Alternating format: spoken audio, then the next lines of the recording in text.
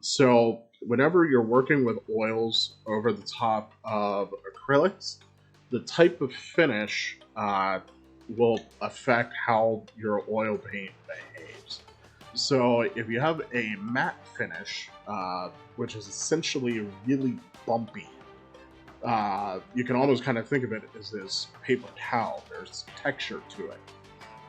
So whenever you put oil paint over top of that, from the raised areas, you can move the pigment around with some thinner, but down in the recesses, your brush is going to be too big to actually get down in the microscopic crevices to move that pigment around. So you end up with what looks to be like staining.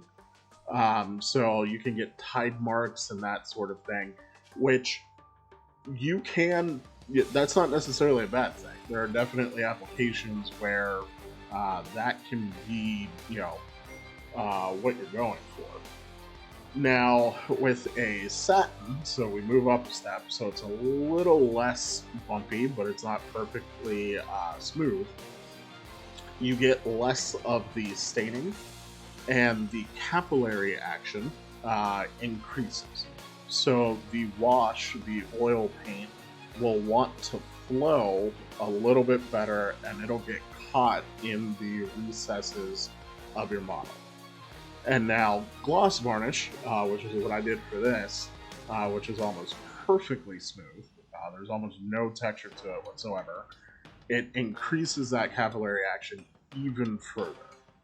So it will race into the crevices and it'll pull in the crevices, and very little of it will stay on your flat areas.